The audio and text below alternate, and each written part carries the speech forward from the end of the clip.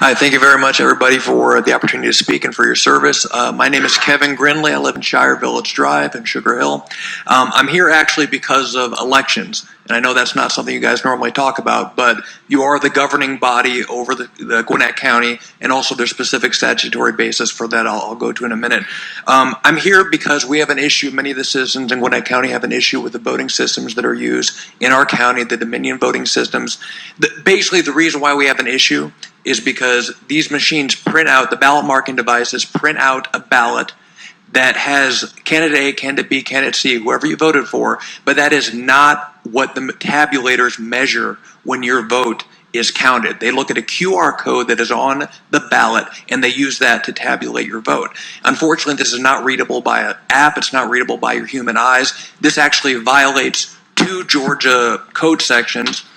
It violates 21-2-300, which requires that these machines produce ballots that are readable by the elector, and also 21-2-2, which requires they're verifiable by the elector. Neither of those are the case for these ballots.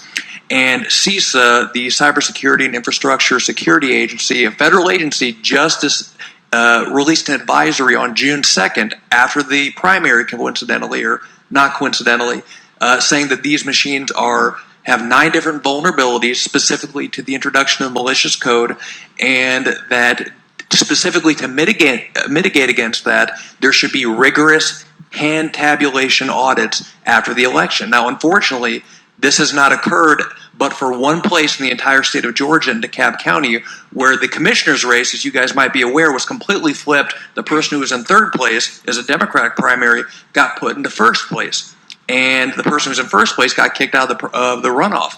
So it totally flipped the results of the election, and Secretary of State Ravensburger has not allowed a recount of hand tabulation recount in any other part of the state, in any other race. And he won his primary and drastically outperforming all polling, and he's the one that's in control of whether there can be hand audits, and he's refusing to do so. This is obviously a conflict of interest.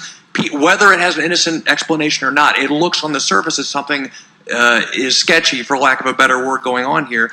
A Quinnipiac poll in January said that only 25% of people in Georgia were very confident that the votes will be counted accurately in 2022. And 50%, according to a Rasmussen report poll, of U.S. voters believe it's at least somewhat likely that cheating will affect the 22 general election. And I would like to add as well, I'm actually part of a petition, a legal effort to remove these machines and to force a hand recount, and several of the people are Democrats that are petitioning with me. I just want to say 21-2-366, if you look it up, you guys do have the authority to discontinue these machines. I ask you to consider it. I know it's not realistic to ask for a vote tonight, but over the coming weeks, please consider this matter because your county needs you right now. Thank you. Thank you.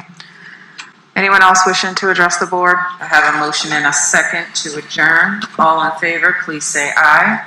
Aye. Any opposed? All right, we are officially adjourned. Thank you.